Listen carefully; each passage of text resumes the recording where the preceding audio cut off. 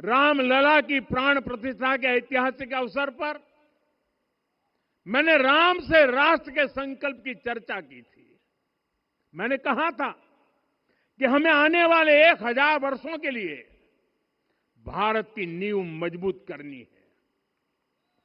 हमें याद रखना है, जो सिर्फ वर्तमान का सोचते हैं वो आने वाली पीढ़ियों के साथ अन्याय करते हैं।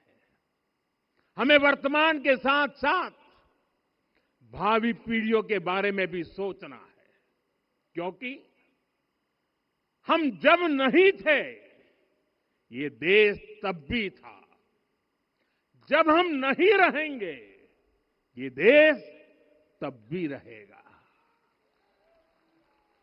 हम एक जीवंत समाज है, हमें दूरदृष्टि के साथ ही काम करना होगा। हमें आने वाले दशकों, आने वाली सदियों को ध्यान में रखना ही होगा। और साथियों, इसके लिए भी हमें प्रभु राम से सीखना होगा। हमें उनके व्यक्तित्व को समझना होगा। हमें उनके व्यवहार को आत्मसात करना होगा। हमें याद रखना होगा, राम यानी आदर्श, राम यानी मर्यादा, राम यानी जीवन का सर्वोच्च चरित्र, राम यानी सत्य और पराक्रम का संगम। दिव्य गुणे शक्र समो रामः सत्य पराक्रमः। राम यानी धर्म पथ पर चलने वाला व्यक्तित्व। रामः सत्पुरुषो लोके सत्यः सत्यपरायणः। राम यानी जनता के सुख को सर्वोपरि रखना, प्रजा सुखत्वे चंद्रस्य। राम यानी धर्म और क्षमा का दरिया। वसुधाया क्षमा गुणे है। राम यानी ज्ञान और विवेक की पराकाष्ठा। बुद्धया बृहस्पते तुल्य। राम यानी कोमलता में दृढ़ता। मृदु पूर्वज भाषते। राम यानी कृतज्ञता का सर्वोच्च उदाहरण।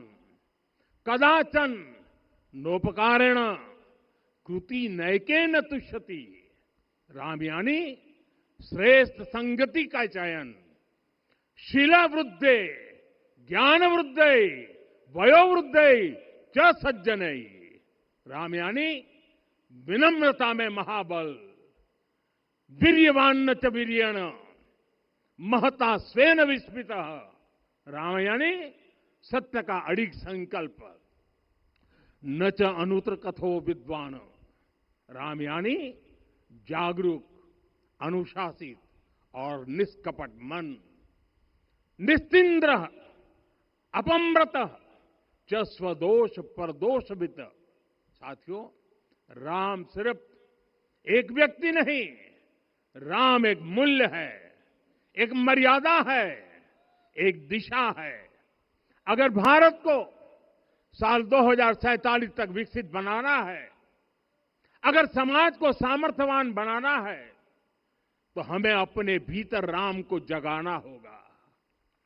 हमें अपने भीतर के राम की प्राण प्रतिष्ठा करनी होगी। और इस संकल्प के लिए आज से बेहतर दिन और क्या हो सकता है।